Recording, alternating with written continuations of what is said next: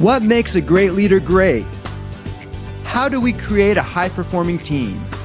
And when we say leader, we mean everyone, because everyone is leading their own life.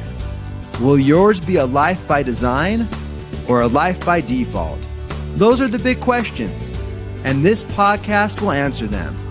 Welcome to the Becoming Your Best podcast, where we help you apply the 12 principles of highly successful leaders, because great leaders will produce great results.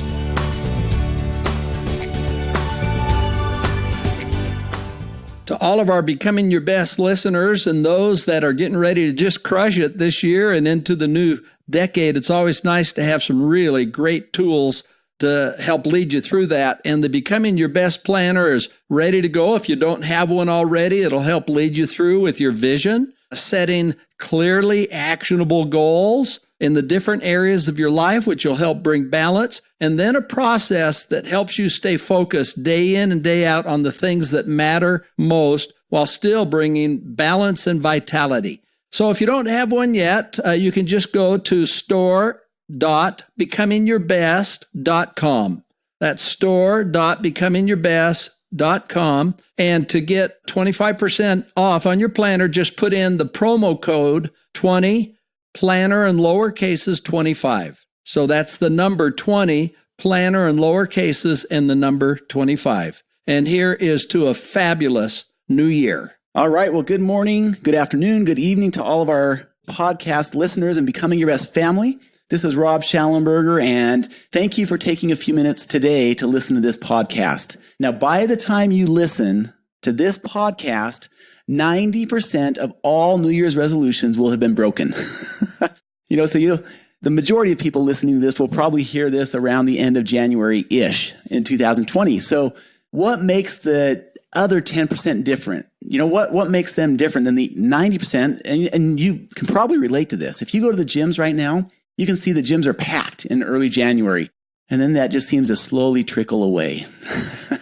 So what is different about the other 10%? How do you stay focused rather than setting a New Year's resolution that just trickles away after a few weeks? How do we make this your best year ever? That's the hope of this webinar or this short podcast that we're doing here today. And for those who have attended one of our keynotes or seminars, you know that there are 3 keys to being productive, to being highly successful, both in your personal lives and professionally. Now, some of these may sound repetitive, and that's good. That's a great thing, because for most humans, we need to hear something 20 to 25 times before we decide to take action on it. So if this is not the first time you've heard this, great. It'll be a repetition, and maybe there'll be a new thought that comes to your mind, a new burst of inspiration. Because when it comes to focus and productivity, there are 3 things that I invite all of us to review and focus on right now to have our best years ever. And this will either, like I said, be a review, or maybe it'll be something that's completely new. But either way, this is what will help you be among the top 10% who stay consistently focused throughout the year and don't get sidetracked. Less than a month into the year, the majority have said, all right, can that New Year's resolution? That's already out the window. And so the idea here is, how do you truly make this your best year ever in your relationships, in your finances, your health? Because in the end, what we're talking about here is our lives. And anyone who would like a template, a free template or a planner, I'll just call it a tool. These are tools that can help us actually implement these principles. There's a couple things you can do. Visit preweekplanning.com or write us an email to support@becomingyourbest.com, and we'll send you a free template with the things that we're talking about on this podcast. Either of those are great tools to help you get started. So what are the 3 things that can truly help you have your best year ever? Number 1 is to develop a written personal vision. It's something that has often been talked about, and still rarely it's been done. Only 1 to 3% of people have a personal written vision. And this is your why. This is your passion for getting up in the morning. Why get up today? How much better would it be to have a personal vision that is meaningful and provides direction, so that when we get up in the morning, our heart has a reason to beat? And I'll share a couple of examples with you of what this might look like. But the point is to have that vision. And why a vision? Because it is so easy to focus on our problems, and we all have them, right? What the vision does is it shifts the energy away from the problem and back to the vision, which is a place of hope and excitement. And when the vision is strong enough, we will do whatever it takes to accomplish that vision. And the truth is, look, we all have challenges. You know, in a seminar, we'll ask people to look on their left and on their right. And I follow that up with, don't you think it'd be a true statement that every single one of us has a challenge that the other people in the room know nothing about? And everyone nods. Because if you pull back the curtain, everybody has something going on in their life that is a challenge of some sort. And that's part of, being here on earth, is to work through those. Whether it's in a marriage, maybe it's a relationship with a particular son or daughter, maybe it's health, whether it's diet or weight or whatever it might be. There's a lot of things in the health arena that can cause challenges. Depression, finances, whatever. There's just so many things. The point is, instead of focusing on the problem, shift it to the context of what's your vision.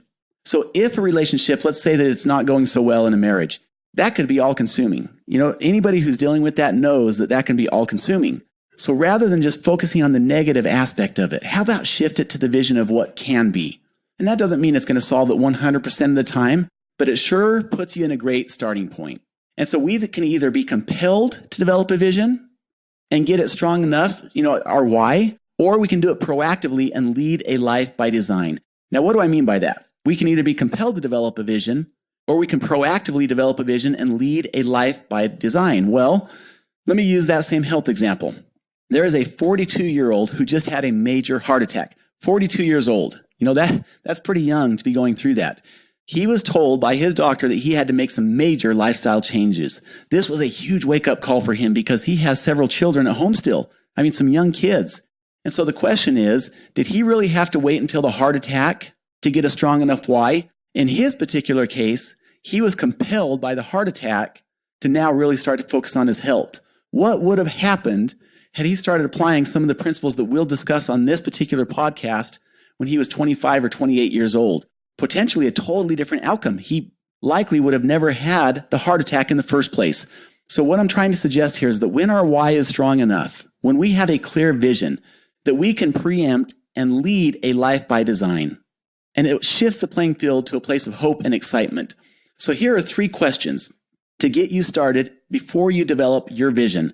Number 1, we invite you to think about your roles, your most important roles. So for some, if you have kids, it might be a parent. If you're in a relationship, spouse or partner, whatever your current job title is, those would be your roles. And develop a vision within each of those roles. So that's a starting point on how to develop the vision. Now, before you even get to that point, there are 3 questions that will help you start thinking about the right things. I've done this and it was an incredible experience for me. I spent an entire flight from Seattle to Salt Lake writing my answers to these 3 questions. It took an hour and a half. And man, I'll tell you, when I landed in Salt Lake, I was fired up. I was so excited because of these 3 questions and the thoughts that had come to mind during that flight. So number 1, ask yourself this question and spend at least 20 minutes on it to really give it the time it deserves. Because in the end, we're talking about your life here. This is the thing that matters most to you. So number 1 is, in 5 to 15 years from now, where do you want to be and what are some things that you want to have accomplished? That's a pretty thought-provoking question. Question number 2 is, who are some influencers or mentors in your life who've had a big influence, and what are the characteristics or attributes about those people that stand out to you? And why that's so important is because once you see those characteristics of the influencers in your life, we can then start to say, well, if it's important to them, why wouldn't those characteristics be important to me, especially in these different roles? And so it really causes you to start to think about, what are we being? What are we becoming in our behavior and our actions? Question number 3 is, in 50 years from today, whether you're alive or not, how do you hope others will look back and describe you? Again, that's a very introspective question there. So these are 3 questions that I invite you to spend at least 20 minutes on each question. And then after you've thought about the answers to that, go in and develop your vision by role. And the vision becomes our guide. Now, if we're going to set roles and goals and do all of these other things, we need to have a destination in mind first. And our lives will either be in line with our vision or they will be out of alignment with our vision. And I think anyone listening to this podcast intuitively has these ideas on our mind of what we want to do, become, and accomplish. And we know when our lives are in harmony with that and when they're not. So this is about taking it to the next step and actually writing these out. So let me give you an example. And for those who listen to our podcasts every week, you've heard this before. In my role of husband, my vision which is totally different than the goals. This is who I want to, the very best version of myself that I could see as a husband. This is what I'm striving for. It's this. I'm a kind and caring husband who always helps Tanya feel like a 10. I am totally faithful in thought and action, and I constantly strive to serve her, compliment her, and be the husband of her dreams. Now, is that how it always goes? No. And when it's out of alignment with that vision, I know it. She knows it. And so I take the ownership to get it back in line with the vision. The point is now we have a destination or an end state of what I think I should be like as a husband. And now we can develop goals that will help me be that type of husband. So number one, to make this your best year ever, I'm trying to get fairly passionate about this. I'm not just inviting you, I'm pleading with you to make the time to answer those questions and sit down, look at your roles, and develop a written vision by role. And once you do that, memorize them and let that become your guide. I don't have my role as husband written anywhere here. That's something I think about daily. Number two, once you have your vision developed by role, and again, we will send you the template if you would like a template, support@becomingyourbest.com, and then you have the free template that you can use so that you don't have to reinvent the wheel here. So number two, roles and goals. These are specific goals within each role that you can focus on this year to help you move towards achieving or becoming what you have written in your vision. Michael Phelps, as an example, he said, what makes him so different than everyone else? And the reason he's so successful is because he's laser focused on his goals. And that is exactly it. For those who listen to this podcast, you know that we've spent decades researching the top 10% of high performers. And we wanted to find out what set them apart and made them different. Because then you can take these and apply these to all of our lives and to teams throughout, organizations. It is clear that those who have specific goals will usually do and accomplish more than those who are just winging it day to day. Hence Michael Phelps. And a person is 90% more likely to accomplish something when they have a clearly written goal. And I get it. There's a lot of emotions that go into this. There's a fear of failure. We know that once we write it down, there's accountability there. Part of this is to say, let's acknowledge those emotions, but let's get laser focused on how to have our best year ever. And what do your specific targets look like within each role? So for example, one of the questions that is often asked is, well, how many goals should a person have for each role? And the answer is really, it depends on you. Typically between 1 to 4 specific and measurable goals for each role. So that's a general answer. If this is the first time ever doing it, maybe just start with 1 or 2 goals with each role and focus on those. If you've been doing this now for 2 or 3 years, you can expand outside your comfort zone a little bit more. Maybe it's 3 or 4 goals in each role this year. The point is that you want to have specific goals by role. The way we word our goals makes a huge difference in the target that we're going after. So in other words, there's a big difference between saying, exercise 30 minutes every day versus run a 10K before September 20th. One of those sets us up for failure, and one of those sets us up for success. The run a 10K before September 1st is a clear target. Now we can develop the plan on how to achieve that. If we're saying exercise 30 minutes every day, that's a form of a New Year's resolution. And think about what happens if you miss one single day. Well, we've just broken that goal as written. Technically, we failed according to the way we wrote the goal. So you want to give yourself some flexibility within the goals. So rather than saying exercise 30 minutes every day or read 15 minutes every day, maybe it's read 12 leadership and motivation books by December 30th. So see, that gives you flexibility. These are annual goals. And I'll explain why we don't really have to use the daily term here in just a couple of minutes. But the point is, what are your annual goals for this coming year that will help you be laser focused on achieving the vision in each role? And just one more thought on this. I rarely use absolutes like never. This is one case where I would use the word never. In your goals, never use the words more or better. So for example, be a better communicator, make more money. Those aren't goals. They're not specific targets. You can't measure that. And hence, it doesn't really drive a behavior. The goal should be a clear objective or target. So instead, read 12 leadership books by December 20th. As an example, that gives you now a laser focus instead of read more books. So let me just give you a couple of my actual goals for 2020, and maybe this will be helpful to you. In the role of husband, you already heard my vision. So one of my annual goals with Tanya is average 2 dates a month without the children. Okay, it seems simple. In a seminar, I can't count how many times people have come up afterward and say, I haven't been on a date with my spouse in over a year or 6 months. And I get it. I understand this. I mean, life is so busy as it is that if we're not very intentionally focused on leading a life by design, it's so easy just to shift into the winging it mentality and just going day to day. And suddenly, before we know it, weeks are gone, months are gone, and even years are gone behind us. And time is one of those resources we just don't get back. So what's the goal? Average 2 dates a month without the children. And that certainly will help us lead towards the type of marriage that I want to have. Doesn't mean it'll be easy, but we're making the time for what matters most. In the role of father, I have 4 kids, 1 son, 3 daughters. One of my 4 goals is to take each child, each kid, on at least one trip together. So whether it's Hawaii, whether it's South America, at least one trip together. And oftentimes what I'm really striving for is 2, but the wording is take each kid on at least one trip together. One more, at least 2 horse rides in the mountains with Bella. That's pretty simple and straightforward, but now that it's a goal, I can almost guarantee that as long as our horses are still alive, we're going to go on 2 horse rides because of the goal that's there. One last one in the role of father. Finish the vision boards with each family member by January 30th. 2 weeks left. And our kids are almost there, and it's been a great experience for them. Well, why did that happen? Because of the goal. In the role of brother/son, family Disney trip before November 1st. Everything is already in the works to make that happen. So the point is, having those focal points or objectives in the form of roles and goals will really create in our life what is the equivalent of a laser. We're focused, we're aligned with what matters most in our lives, and it doesn't mean things will be perfect, but at least we have targets of what we want to accomplish, and we're thinking about how to get there, and the mind will go to work to help us make it happen once we can identify those focal points. So that's number 2. Number 1, develop a written personal vision. That's long term.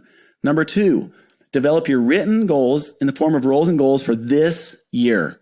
And number 3, the last and final thing to make this your best year ever is commit to the habit of pre-week planning. Now, again, I know some people listening to this, you've heard about pre-week planning many times. For some people, it may be the first time you've heard about it. Let me just very briefly introduce pre-week planning. In my experience, this principle and habit that I'm about to take just a few minutes on is the greatest predictor of someone's focus and productivity. It's why we don't need to set those daily goals that we just talked about. Read 30 minutes every day, exercise 30 minutes every day. Pre-week planning takes our weeks, our days, and this is where the rubber meets the road. And that's why pre-week planning is so dynamic, because it shifts week to week based upon our schedules. And it really comes around the idea of pre-flight planning. So, imagine a pilot going out to their jet. He or she would never walk out to their jet and just jump in without doing some form of pre-flight planning, right? Because obviously the chances of them getting hurt or hurting someone else go up significantly. Well, how many times do we go into our weeks without a plan and expect a different result than what a pilot would have if they didn't do their pre-flight planning? And so that's why we coined this term, pre-week planning. It's just as important to us in leading our lives by design to do pre-week planning as it would be for a pilot to do their pre-flight planning. Now, here's the thing about pre-week planning. It typically takes about 20 to 40 minutes to do. It usually works best if it's done between Friday afternoon and Sunday evening, because as most of us know, once Monday morning hits, we're in the thick of the fire.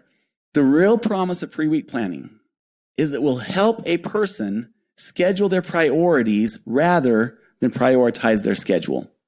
Now, there's a big difference in that. So maybe you have these little yellow sticky notes or to-do lists, and all of that is good. In the spirit of good, better, best, what I would invite you to consider is doing pre-week planning and see how that can enhance whatever you're already doing. And the process is really simple. What you're looking at every week, and this is why it's so helpful to have a Becoming Your Best Planner, because the tool is there for you. All you need to do is simply sit down for a few minutes and actually do it. You're looking, first of all, at your goals and your vision and asking, what can you do this week to achieve the goal? And in certain goals, the answer will be nothing. In other goals, so for example, averaging 2 dates a month, if we're on week number 3, I better make time to go on a date. So that's where you're connecting your goals down to your weekly actions. It's where the rubber meets the road. The next step is, just like you've done with your vision and goals, ask, what are your roles? And then what matters most this week in each of those roles? That's all there is to it. We have a coaching client. He may very well listen to this. He's a great, great friend, amazing person, an orthopedic surgeon. And I've taken his phrase that he used and now use this because he said it so well. He said, Rob, pre-week planning is simple, but it's not easy. And that is the exact truth. The process of pre-week planning is so simple. Look at my goals. What are the roles? What matters most in each role? And when will we do it? Pretty simple. But there's a discipline and a mindset that come by committing to do this every week.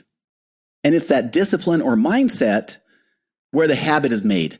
And it's been said 21 to 28 days to make a habit. Well, the truth is it's not so much a function of days as it is repetitions. So to truly make a habit, it takes between 60 to 65 repetitions.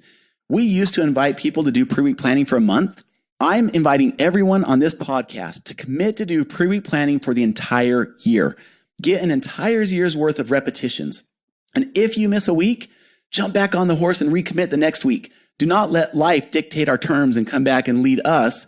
Let's lead a life by design. And that starts with, of course, the vision and goals, but then really culminates with pre-week planning. So I'm inviting all of us to commit to do pre-week planning every week for an entire year. And let's make it a habit. And I promise you, this will become so important in your life that when you don't do it, you'll feel a huge difference in the weeks when you don't do pre-week planning, which are hopefully far and in between. So that's our invitation. Commit to do pre-week planning for the entire year. If this is the one habit that you commit to develop this year, I promise it will change your life. It will transform your finances, relationships, and health for the rest of your life. We've used this term in our seminars. We will either be the transactional or transformational. Now, certainly there are important things to do that are transactional. What these three habits will do, though, is help us shift our mindset by applying the skill set to be more transformational in our daily lives. So rather than just being a parent who comes home and flips on the TV and disappears for the rest of the night, that would be obviously very transactional. What can we do that would be transformational? If you're a student at a university, transactional may be jumping on the computer and playing video games. Not saying that's good or bad, but the question is that the best thing that a person could be doing? In other words, what does transformational look like to you rather than transactional? And these three high-performance habits will help shift our mindset to be more transformational, which will impact every area of our lives. And you've probably heard story after story after story on different TED Talks and different places of a person who said, I was broke, I'd been through a divorce, all of these different challenges, and then something changed. These three habits can take anybody from any spot in their life and give them hope, focus, and a very clear purpose in how to get there. They are transformational habits. The onus, however, falls on each one of us to actually do them. So I started out this this podcast by saying that 90% of New Year's resolutions are already broken. There's already a lot of discouraged people out there, 2 to 3 weeks into the year. This is a chance to be among the top 10% and commit to being productive through the entire year. And really, the skill set, fairly simple. The mindset requires a commitment from every one of us to say, yes, I will do this come rain or high water, and I will commit to do this.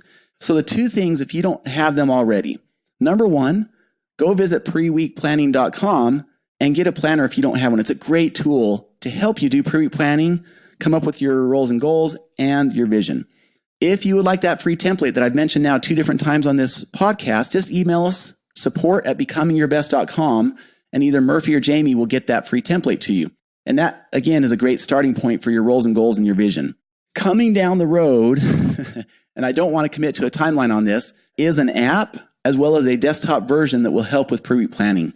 But in the meantime, it's great to at least get started so we're developing the habit. This is not something we want to delay or wait on because, I love what someone said a few months ago when I attended someone else's conference. They said, tomorrow is not guaranteed for any one of us. And isn't that a true statement?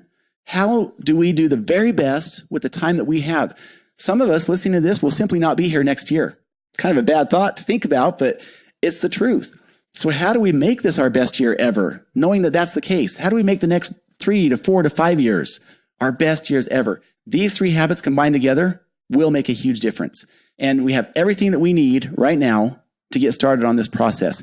If you still have questions about pre-week planning or roles and goals, on that site, preweekplanning.com, There are specific how-tos with the vision, the goals, and pre-week planning. We have everything we need to make this our best year ever. So thank you for taking a few minutes for joining this podcast. I hope it was helpful. For some, it was a quick review. For others, maybe the first time that you've heard this, and I invite you to try what might be some new things in your life and feel how powerful they can become. So we honor you. We're so thankful for you. This is a movement that goes around the world, and it's every person committed to becoming their best. This is a process that doesn't end as long as we're breathing. Every day, every week, every month, and year can be better than the last. And it just takes us really being focused on becoming our very best. So thank you, and we hope you have a great day. Take care. Thank you for listening. Would you like help to apply the 12 principles of highly successful leaders in your life, in your family, or in your organization? Call us today at 888-690-8764 to speak with a helpful representative to evaluate your situation and how we can help. Or you can visit becomingyourbest.com. Whether it's a corporate training event, keynote, workshop, trainer certification, or personal coaching, it would be our pleasure to serve your needs. Once again, call 888-690-8764 or visit becomingyourbest.com today.